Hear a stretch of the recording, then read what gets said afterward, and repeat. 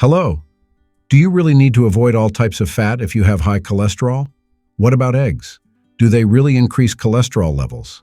And seafood, is it safe or risky for those who monitor their cholesterol? Today, I'm going to debunk the top 10 myths about cholesterol. By the end of this video, you'll be ready to stop falling into these common traps found in everyday conversations. Also, stay until the end for valuable tips on how to manage your cholesterol effectively. Before we start, enjoy the video, subscribe to the channel if you haven't already done so, to keep up to date with our health tips, and share this video with as many people as possible on your social networks. And tell me, are you worried about your cholesterol? Don't worry, we're about to reveal the top 10 myths we hear about cholesterol, and the first 3 are the most common, so stick around until the end. Myth number 10, cholesterol is always harmful. This is a myth. Cholesterol, a waxy substance similar to fat, is actually essential for the human body.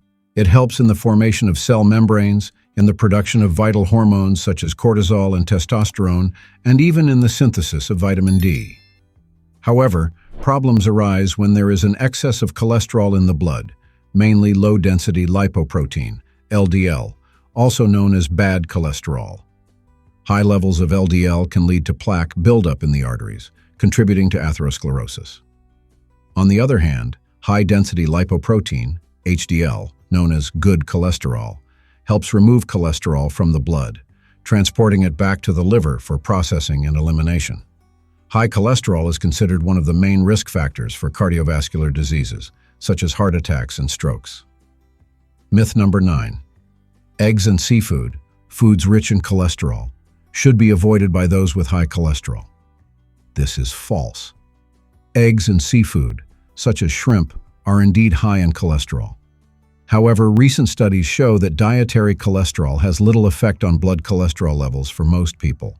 The real problem lies with foods rich in trans and saturated fats. Do you like ice cream? It can raise your cholesterol. So can French fries. These types of fat can raise bad cholesterol, LDL. But eggs and seafood can be part of a healthy diet, as long as they are eaten in moderation. Myth number 8. Good. HDL cholesterol is always protective. We used to think this, but recent research complicates the concept. When we try to increase levels of good cholesterol with drugs, we don't see a reduction in heart attacks or deaths. Another large study, published in the journal JACC, found that while high levels of LDL and triglycerides increase the risk in the general population, low levels of HDL were associated with an increased risk only in white adults. Furthermore, high HDL levels were not protective for either white or black adults. Perhaps the quality of HDL is more important than the quantity. A recent study published in 2022 in JAMA Cardiology showed that in people with very high HDL cholesterol, instead of reducing mortality in people with coronary artery disease, it could actually increase it. So this hero isn't exactly a hero after all. Myth number 7. You don't need to measure your cholesterol levels until you reach middle age.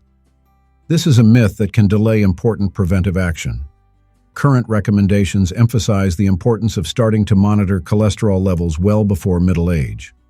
The American Academy of Pediatrics recommends that all children between the ages of 9 and 11 have cholesterol tests to assess the risk of heart disease in childhood.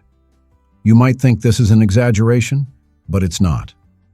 Cardiovascular disease doesn't suddenly appear at the age of 40-50. It starts from childhood. There is a very interesting and alarming study that shows the extent of the problem. When autopsies were carried out on young adults who died suddenly, mainly due to accidents, what percentage do you think had fatty plaques in their hearts? I bet you'd be surprised. 97.3%. And exercise won't directly reduce your cholesterol. Approximately 80% of your cholesterol is produced by the liver. But there are things you can do to improve your cholesterol levels. All is not lost. Regular physical activity, especially high-intensity exercise such as running or fast cycling, can reduce cholesterol by at least 10%. In addition, weight loss can have a significant impact on heart health. A 2016 review of weight loss studies found that losing 5 to 10% of body weight can result in significant reductions in total cholesterol, LDL, and triglycerides. Losing more weight can bring even greater benefits. In addition, reducing trans fats, saturated fats, sugar, and increasing consumption of fruit, vegetables, and fiber can help. For some people, these three things, diet, exercise, and weight loss, can control cholesterol. Myth number 5. If you have low cholesterol, you'll never have a heart attack. Another dangerous myth that can create a false sense of security. Although having low levels of LDL, bad cholesterol, is great and reduces the risk of heart disease, it is not a guarantee against heart attacks. Cholesterol is just one of several risk factors for heart disease. Other important factors include age, lipoprotein A, family history, diabetes, smoking, physical inactivity, and obesity. If you have many risk factors, your risk increases. And nowadays, we have more in-depth tests to assess the health of your arteries. Myth number 4. You can always control your cholesterol levels without the help of medication. I've already mentioned that 80% of cholesterol is produced by the liver.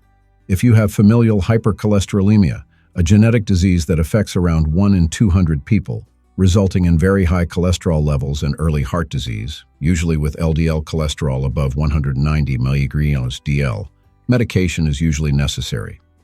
In these patients and those with coronary plaques, it is ideal to use drugs which really do reduce the risk of heart attack, stroke, or revascularization. And now, my top 3 myths. Myth number 3. Low cholesterol causes cancer. Cancer feeds on cholesterol. High LDL cholesterol stimulates the growth of various types of cancer: prostate, breast, and pancreatic.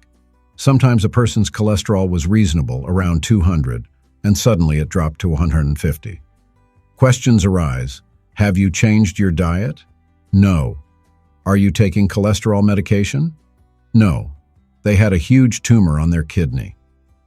For several years, study after study has shown that taking cholesterol-lowering drugs, especially lipophilic statins, pitavastatin, atorvastatin, and simvastatin, reduces mortality in women who have had breast cancer, with reductions of almost 40%. If you have had cancer, under no circumstances should you increase your cholesterol. LDL stimulates tumor growth and the formation of metastases. Myth number 2. I don't feel anything, so I don't have high cholesterol. No, high cholesterol doesn't cause symptoms. Many people only discover that they have high cholesterol after suffering a serious cardiac event, such as a heart attack or stroke. That's why it's crucial to regularly monitor your cholesterol levels. You need to take your blood tests. Although high cholesterol doesn't usually cause symptoms, occasionally some people can develop yellowish fatty deposits on their skin, known as xanthomas. They can appear on the elbows, knees, buttocks, or tendons, and are more common in individuals with extremely high cholesterol levels. If you notice these formations, it's important to consult a doctor, as they could indicate serious cholesterol problems. Myth number 1. High cholesterol is good for the body. Since cells need cholesterol to function, having high cholesterol levels would be good, right? Wrong. This notion is potentially dangerous. It stems from the assumption that if cells need cholesterol, the more cholesterol the better. But this is false. It's like saying that since your cells need glucose to function, being diabetic is even better because your blood will be full of glucose. Just as high levels of glucose in the blood can lead to serious complications such as blindness, amputation, and kidney problems, high levels of LDL cholesterol are just as harmful. They can significantly increase the risk of heart disease and even Alzheimer's. And now, my tips for lowering cholesterol.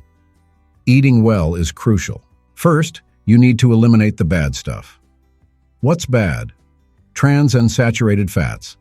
Cut out fried foods, nuggets, sweets, processed meats, bacon, sausages, salami. If you do eat meat, opt for lean cuts, fish fillet, chicken breast. Avoid full-fat dairy products, bakery products, and coconut oil, which contains 85% saturated fat. And what can you add to your diet? Oats, beans, lentils, eggplant, okra, chia, linseed, avocado, vegetables. Fill your plate with leafy greens, lettuce, rocket, and ora pro nobis. Drizzle with olive oil. And eat nuts. There's a small study that shows that eating 4 Brazil nuts a month can help reduce cholesterol. Of course, it's not a miracle, but it helps. And as I said, lose weight, exercise regularly, And if your doctor has prescribed any cholesterol-lowering medication, don't worry. Use it. Think of it as a vitamin for your arteries, and listen to your body. If you experience any side effects, report them to your doctor. They can adjust the dose or change the medication as necessary. I hope I've cleared up your doubts and debunked several myths, and write the word cholesterol in the comments, so that I know you've watched the 10 most common myths about cholesterol. And if you liked the video, give it a like and share it. Because on this channel we learn how to take care of our greatest asset, which is our health. Always remember to consult a health professional for personalized advice, especially if you have pre-existing medical conditions. Now I'm going to share 2 relevant recommendations here, which are appearing for you.